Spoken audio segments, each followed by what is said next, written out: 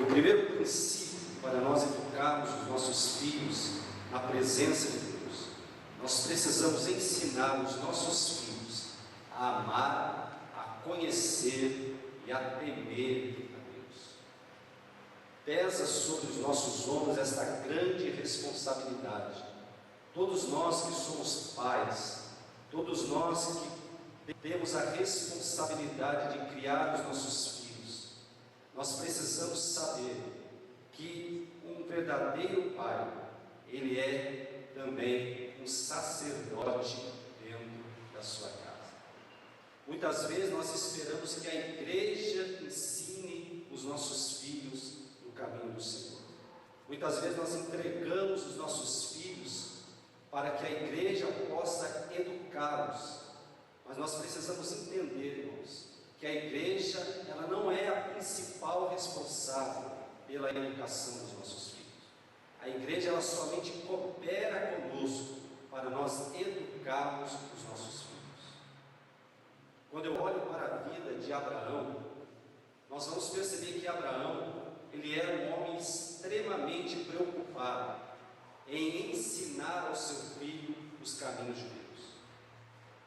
Quero pedir para o irmão abrir a sua Bíblia aí no livro de Gênesis, capítulo de número 22, versículos de número 7 e o versículo de número 8. Pedir para o nosso irmão André ler.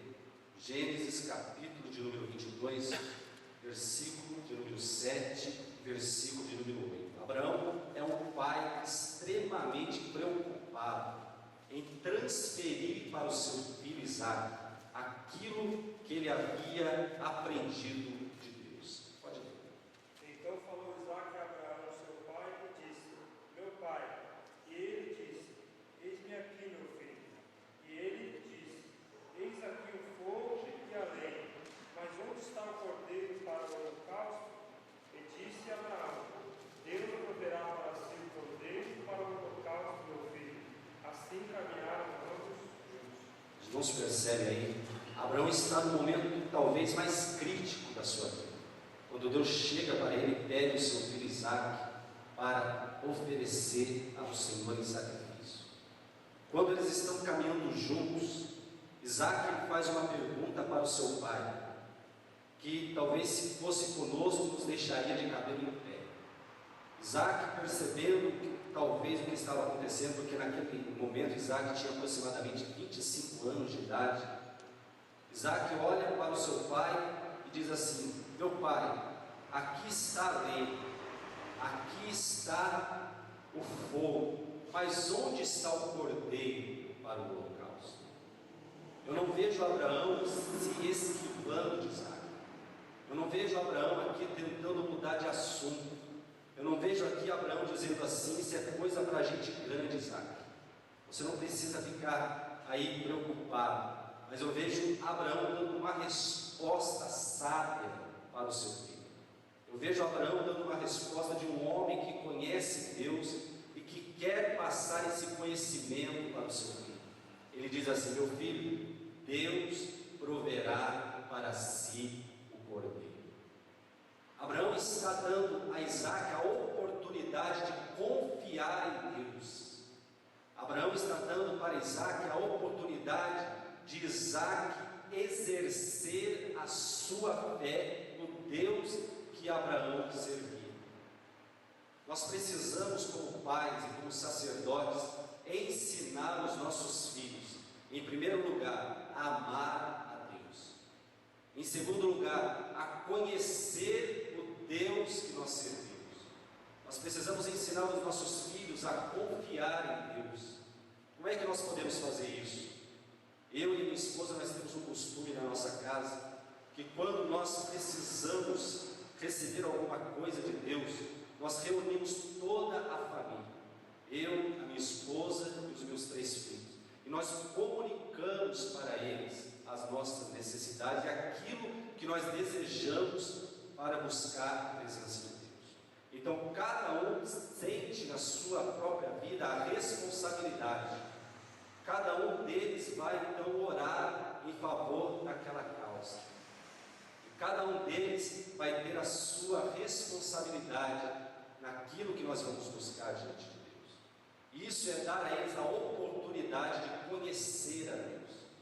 E muitas vezes, quando nós buscamos uma resposta de Deus, e talvez a resposta de Deus é negativa, porque Deus nem sempre responde todas as nossas orações, então é o momento de nós reunirmos novamente e explicar para eles por que a nossa oração não foi respondida da maneira que nós queríamos, para que eles não possam criar uma falsa ilusão de que Deus é obrigado a dar tudo aquilo que nós queremos.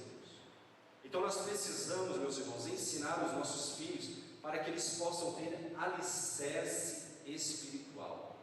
Conforme o nosso irmão William mencionou aqui em Mateus, nós precisamos edificar a nossa casa na rocha. Nós precisamos estruturar espiritualmente os nossos filhos, ensiná-los a amar, a conhecer e a temer a Deus. Em segundo lugar, nós precisamos também ensiná-los a se afastar de tudo aquilo que é mal, de tudo aquilo que ofende a Deus. Nós precisamos ensiná-los à luz da Bíblia tudo aquilo que entristece o Espírito Santo de Deus.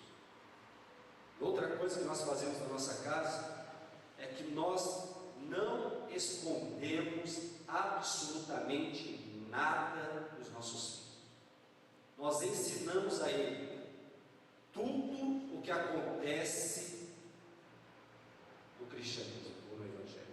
Ou seja, nós ensinamos para eles acerca de amar, de conhecer, de temer a Deus, mas nós não escondemos, podemos dizer assim, o lado ruim do Evangelho. Estando no seu coração, então você intimarás a Deus. Eu não posso ensinar alguma coisa que eu não sei. E os nossos filhos, eles esperam que nós tenhamos a resposta para isso.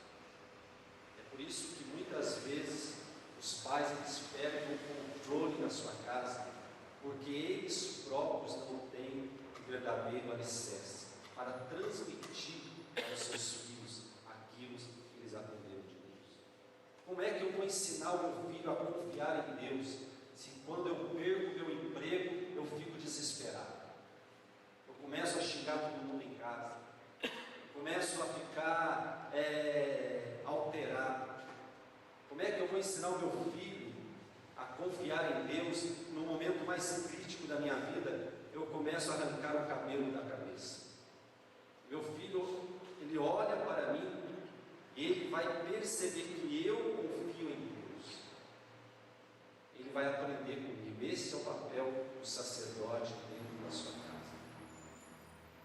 Em segundo lugar, nós precisamos ensinar os nossos filhos através dos nossos exemplos.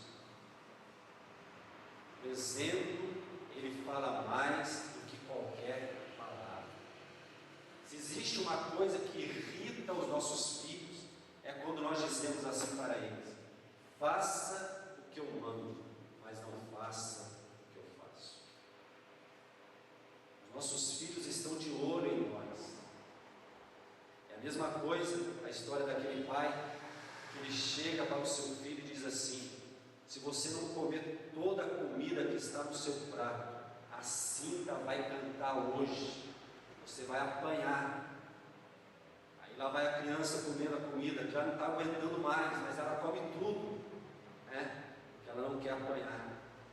Daqui a pouco o pai vai almoçar, ele pega o seu prato, faz uma montanha, coloca metade do frango no prato e começa a comer. Mas é lógico, o olho foi maior do que a barriga, ele não vai conseguir comer tudo aquilo. Aí ele chega para a esposa dele e diz assim: querida, pega o resto dessa comida e dá para o vizinho levar para o cachorro lá no sítio. Aí o menininho chega para o pai e diz assim: pai, o que é que o vovô não faria com o Senhor? Nós precisamos ser exemplos. Eu não posso exigir que o meu filho frequente a escola dominical se eu não frequento a escola dominical. Se você quer ver o seu filho orando, dê deixe Ele te pegar orando às vezes, deixa Ele te pegar de joelho às vezes. Se você quer que o seu filho seja um bom leitor da Bíblia Sagrada, deixe que ele te pegue lendo a Bíblia também.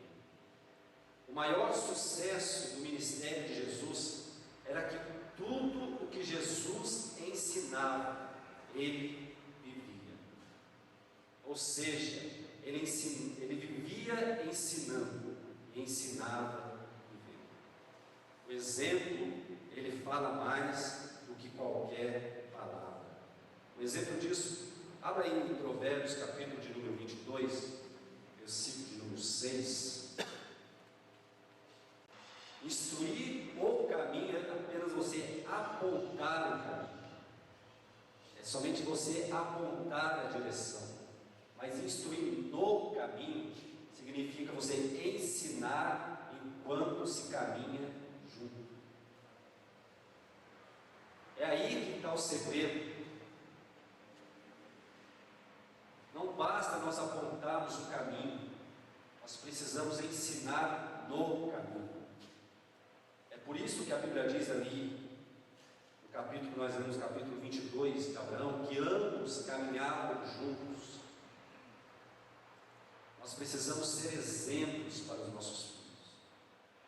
Os nossos jovens, os nossos adolescentes estão crescendo carentes de bons exemplos. Nós estamos vendo hoje uma geração de jovens e de adolescentes sem nenhuma estrutura espiritual.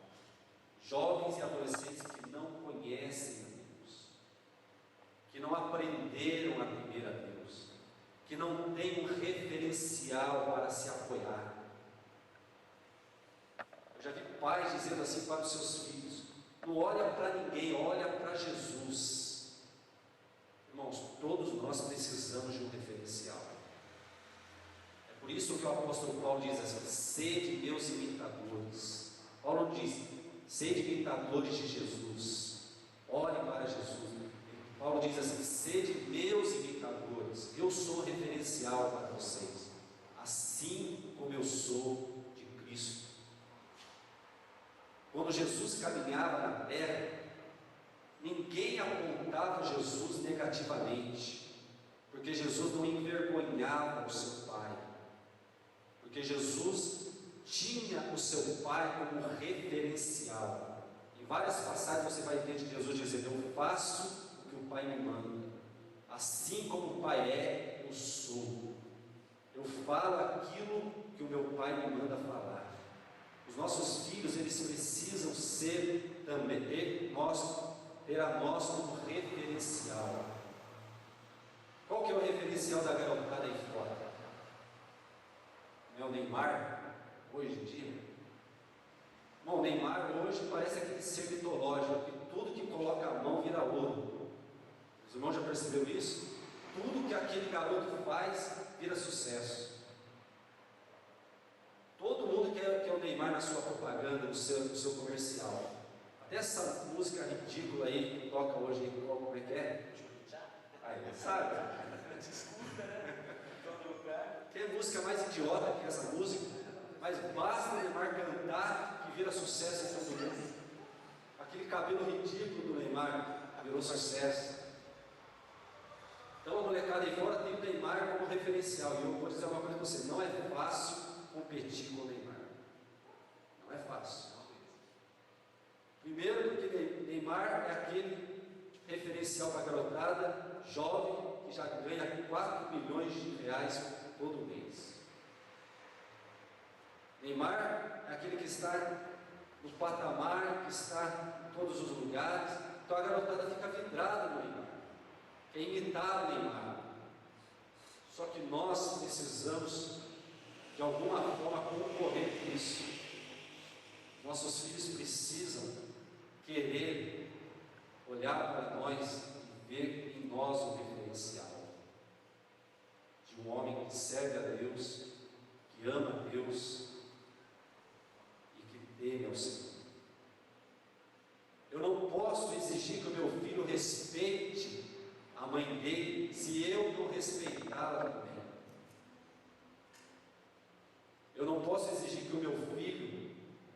respeite o pastor da igreja, se quando eu chego na minha casa, eu começo a falar mal do pastor dentro de casa? Orar junto com eles, buscar a Deus juntamente com eles, envolvê-los na nossa vida. A palavra instruir, ela tem um significado em hebraico que é dedicar ou motivar. Nós temos que dedicar o nosso tempo para ensinar os nossos filhos. Nós temos que motivá-los a estar na presença de Deus. Nós temos que motivá-los a conhecer Deus. Nosso irmão William falou uma coisa importante aqui no começo. Muitas vezes nós estamos tão cheios de coisas para fazer, que nós nos esquecemos de dedicar o nosso tempo para a nossa vida. Isso é uma coisa muito grave.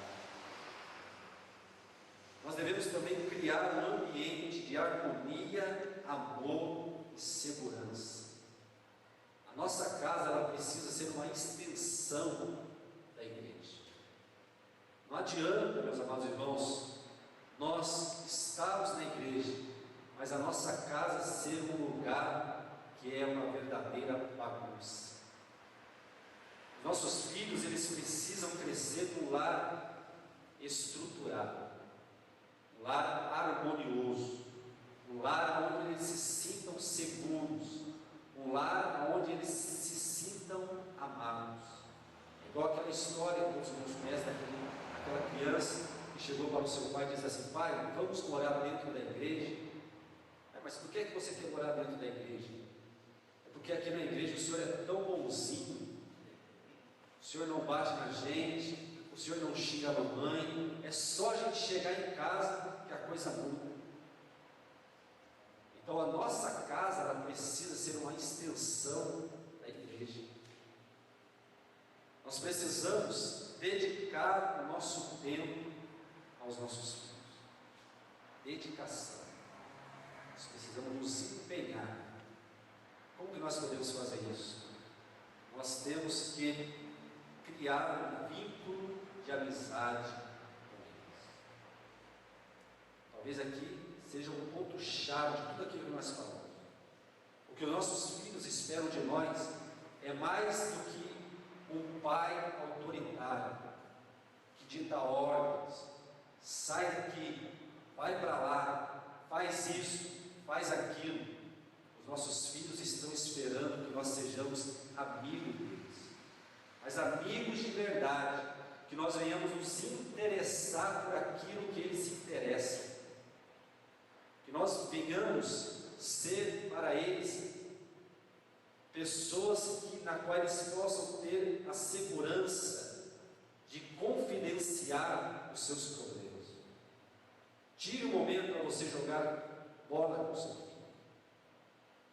Tire um momento para você jogar videogame com o seu filho. Isso não é pecado, isso não vai tirar a sua autoridade. Muito pelo contrário, o seu filho vai passar a te respeitar mais ainda. Nós temos isso lá em casa. Na hora que minha esposa fica muito. Junta eu e meus dois meninos, e a gente pega lá o jogo de futebol do PlayStation, coloca lá e começa a jogar. A gente faz um negócio sério, profissional. A gente pega lá, o filho menor pega o caderno, começa a fazer a tabelinha lá de campeonato, eu contra ele contra o outro, e a gente fica ali, passa a semana inteira jogando videogame. Que isso, pastor? O senhor joga videogame? A pessoa que veio aqui da igreja séria, de terno, de gravata, fala: nossa, pastor Rogério, na casa dele deve ser igual o Adolf Hitler, né? Chega com seus filhos assim: vem cá, meu filho, você está todo sim, pai, o que o senhor quer de mim? Mas não é assim, irmãos. Nós temos que ser amigos dos nossos filhos. Isso não vai tirar a nossa credibilidade. Se nós formos amigos dos nossos filhos, eles vão se sentir seguros em confidenciar para nós tudo aquilo que eles estão passando. Eles não vão precisar correr lá fora e buscar um amigo para confidenciar os seus segredos. Minha esposa, ela tem uma coisa interessante. Tudo o que a minha filha vai fazer, primeiro ela comunica para a minha esposa. Qualquer coisa. Se um garoto manda uma mensagem no celular dela, ela vai lá e mostra para a minha esposa. Se Se ela quer fazer alguma coisa, ela vai lá e comunica para minha esposa, porque ela sabe que a minha esposa não vai repreendê-la, minha esposa não vai criticá-la, minha esposa não vai condená-la, minha esposa vai conversar com ela, como uma amiga, vai explicar para ela o que é certo e o que é errado. O adolescente ele tem uma coisa, ele nunca vai chegar para você e contar aquilo que ele está passando, nunca. Primeiro ele vai chegar para você e vai começar a dizer assim: olha, tem um amigo lá na escola, é assim, pode perceber, se você tiver um filho adolescente, fica atento, você vai chegar assim, se for uma menina, ela vai chegar assim, vai dizer: olha, tem uma menina lá na escola, ela começou a namorar, ela está querendo namorar, não sei o quê, mas você pode saber que é ela mesma. Primeiro ela joga em verde, entendeu? Ela nunca vai chegar assim: pai, o que você acha que eu vou começar a namorar agora? Ela vai falar que tem uma amiga na escola que está querendo namorar. E o que você pensa disso? Dependendo da sua resposta, ela corta ali. Que é isso? Está querendo namorar agora, com essa idade? Ah, se fosse eu. Aí ela já corta, já não conta mais nada.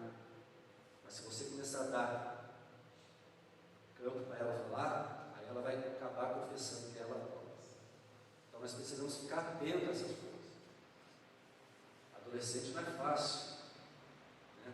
Quem tem adolescente sabe, às vezes parece, como disse um pastor aí que eu estava vendo na internet, às vezes tem adolescente em casa, parece que nós temos o alho, o oitavo passageiro, né? Está todo o tempo querendo nos engolir. Mas não é, se nós soubermos como conversar com eles, falar a língua deles, como eu disse, se interessar pelo que eles se interessam. Aí eles vão ter segurança para confidenciar tudo aquilo que ele tem no seu coração. Abra em Lucas capítulo 15, versículo 25, até o versículo de número 31. Evangelho. Nós precisamos saber dar a resposta certa para os nossos filhos. Quando nós vemos esse pai, quando aquele filho estava indignado, porque o pai havia dado uma festa para o seu irmão, que havia retornado depois de gastar todos os seus bens com meretrizes, e ele se sente indignado com aquilo. O pai sai para fora, insiste para que aquele filho entre, mas naquele momento aquele filho ele abre o porão da sua alma e começa a derramar todas as suas angústias e as suas decepções, toda a sua revolta contra o pai. Ele diz assim: mas ele se indignou e não queria entrar, mas respondendo ele disse ao pai: eis que eu te sirvo há tantos anos, sem nunca transgredir o teu mandamento, e nunca me deste um cabrito para alegrar-me com os meus amigos. Vindo porém este teu filho que desperdiçou a tua fazenda com as meretrizes, mataste-lhe o bezerro cevado. Aquele jovem chega e descarrega tudo para o seu pai, toda a sua decepção com ele, toda a sua revolta. E nós não vemos o pai aqui se esquivando dele. Nós não vemos este pai levantando a mão para agredi-lo. Nós não vemos esse pai dando uma resposta negativa para aquele filho. Esse pai ele tem a resposta certa, a resposta sábia, porque ele entende a indignação do seu filho. Ele olha para o seu filho e diz assim: meu filho, tudo que é meu, é meu. Você não precisa matar só um cabrito, mata logo dois, mata logo um boi, porque tudo que lhe pertence, te pertence também. Às vezes nossos filhos estão precisando receber de nós mais do que um não, mais do que uma palavra agressiva, mais do que uma palavra de ordem. Nossos filhos estão precisando receber uma palavra sábia, uma palavra que os direcione até a presença de Deus. E para nós encerrarmos, nós não podemos nos esquecer na educação dos nossos filhos de ministrar a disciplina. Nós não podemos nos esquecer de ministrar a disciplina.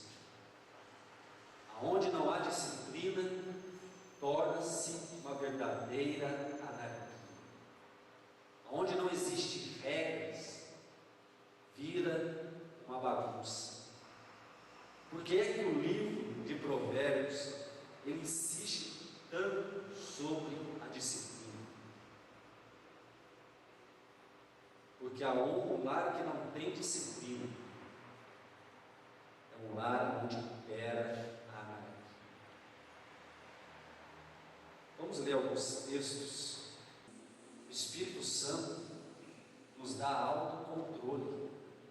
Nós nunca podemos disciplinar uma criança no momento de ira. Nós nunca podemos disciplinar uma criança no momento de raiva, senão nós vamos machucá-la. A criança ela precisa entender que a disciplina, ela está sendo disciplinada por alguma coisa que ela fez de errado. Primeiro eu vou comunicar à criança o que ela fez de errado. Só depois disso eu vou aplicar a disciplina para ela. Pode falar, amor. Uma versão ali está muito diferente. Castigo do teu filho não dá esperança, mas para o matar não alçarás a tua alma.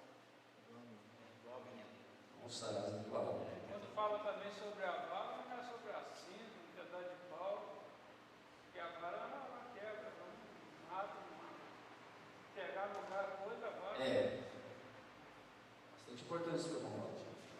Qual que é o lugar que Deus mais colocou carne? Hã? Pode falar assim, É banho na carne. carne. Qual que é o lugar que nós colocamos mais carne? Nada. Ali é o lugar certo de bater na criança. E arde, uma varadinha de arde. Nós estamos vivendo uma época que muitas pessoas dizem que isso já não funciona mais. Só que a Bíblia nos ensina que nós devemos disciplinar a criança na sua tenra idade. Não adianta eu pegar um adolescente e querer disciplinar ele com vara, que não vai adiantar. O caráter da criança ela começa a se construir. Sabia que estava vendo um dado importante, um psicólogo falando na televisão, até anotei aqui, que a partir dos 5 anos de idade é que as crianças conseguem processar a palavra não.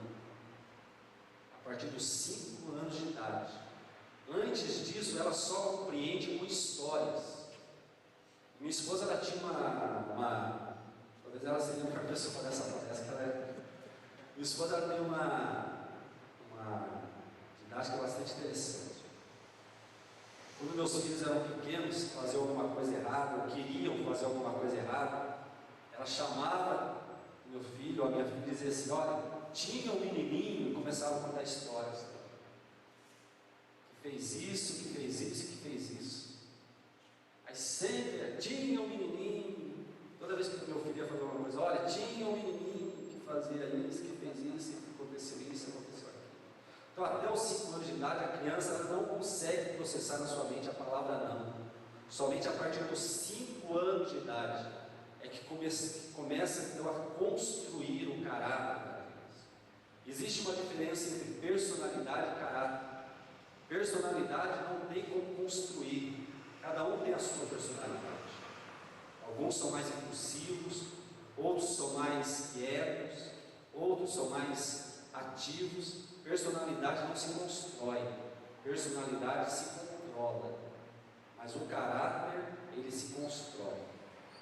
E se for construída de forma errada, no futuro só a misericórdia de Deus. Ele guarda. Nós precisamos construir um caráter de Cristo nos nossos filhos. Nós não podemos deixar os nossos filhos crescerem de qualquer jeito, de qualquer maneira. Eles vão aprender na igreja. Eles vão aprender lá fora. Nós temos esta responsabilidade. Abra aí Provérbios 22, versículo 15. E outro, o antes estava em Provérbios 19, 18. Vamos ler primeiro Provérbios 19, 18, depois 22, 15. Já leu? Já. Desculpa. Então 22, 15. A estultícia está ligada ao coração da criança, mas a vara da disciplina a afastará dela. A estutícia está ligada ao coração da criança, mas a vara da disciplina a afastará dela. Provérbios 23, 13 e 14. Não evite disciplinar a criança. Se você a castigar com a vara, ele não morrerá. Castigue-a você mesmo com a vara, e assim a livrará da sepultura. Olha aí, diz assim: não retires da criança a disciplina, pois se a fustigares com a vara, não morrerá. Tu a fustigarás com a vara, e livrarás a sua alma do inferno. Provérbios 29, 17.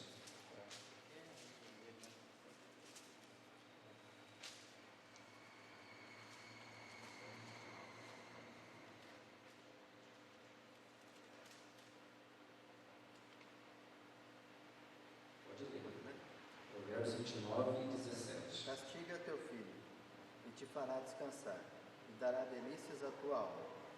Castiga o teu filho, ele te dará descanso, dará delícias à tua alma. Esses textos nos mostram claramente que a disciplina é um ato de amor. Portanto, não se trata de uma punição ao menor, mas uma correção de caráter preventivo, para que seus atos futuros não sejam de um delinquente. Então a disciplina, ela existe para criar em nossos filhos um caráter de Cristo, um caráter de uma pessoa boa para a sociedade. Um lar que não tem regras, que não tem disciplina, a criança faz o que quer, deita a hora que quer, acorda a hora que quer, come a hora que quer, faz o que quer. Infelizmente, no futuro, esta criança corre o risco de ser um delinquente, um vagabundo. Esta é a verdade, irmãos. Nós precisamos construir um caráter nos nossos filhos, discipliná-los com amor, e que a disciplina que nós vamos aplicar a eles, que eles entendam que é um ato de amor. Conforme eu disse, o irmão William também mencionou, nós não podemos disciplinar no momento de ira. Nosso filho precisa saber por que é que ele está sendo disciplinado. E depois da disciplina, encontre um momento para você orar com ele. Converse com ele depois. Olha, o pai te disciplinou por isso, e ore com ele. Para nós encerrarmos, nós devemos abençoar os nossos filhos. Uma vez eu ouvi um pastor falando a respeito disso, e disse que o irmão estava na igreja e viu o pastor ministrando sobre a bênção do pai sobre o seu filho. E o pastor dizia assim, que todas as noites ele abençoava o seu filho assim: eu te abençoo em nome do Deus Todo-Poderoso. E aquele pastor então ensinava a igreja a fazer da mesma forma. E aquele homem então pegou isso para ele e começou a abençoar a sua filha. Todas as noites ele chegava na cama da sua filha e dizia assim para ela: eu te abençoo em nome do Deus Todo-Poderoso. Todas as noites. Mas teve uma noite que ele se esqueceu de fazer isso. Ele chegou tarde em casa, cansado do trabalho, e foi dormir. No começo da madrugada ele escutou um chorinho, um resmungo. Era sua filha que estava resmungando, chorando. Ele se levantou, foi até o quarto da criança, chegou perto da cama da criança. Quando aquela menininha viu ali o seu pai, ela pegou a mão do seu pai, colocou na cabecinha dela, fechou os seus olhos e ficou esperando a bênção do seu pai. Ela estava sentindo falta da bênção do seu pai. Então o Senhor, Ele nos chamou para abençoar a nossa família. Então abençoe o seu filho. Enquanto muitos lá fora estão amaldiçoando o seu filho, estão colocando apelidos no seu filho, estão dizendo palavras negativas para os seus filhos, nós temos a responsabilidade de abençoar os nossos filhos. Diga palavras de bênção para ele. Nunca diga palavra negativa para o seu filho. Nunca diga uma palavra de ofensa para o seu filho. Nunca chame ele de burro. Nunca chame ele de retardado, nunca chame ele de uma pessoa inútil, mas sempre abençoe o seu filho, porque lá na frente ele vai se lembrar de tudo aquilo que nós fizemos e falamos para ele. Amém? Espero que esta palavra tenha ido de encontro ao coração dos irmãos. Eu não sou um expert em palestrar sobre esse assunto, mas eu passei aos amados irmãos somente aquilo que eu e minha esposa nós aplicamos na nossa vida para os nossos filhos. Graças a Deus o Senhor tem nos abençoado e eu tenho certeza que tem abençoado os irmãos também. Quero, com a permissão da nossa família, fazer uma oração.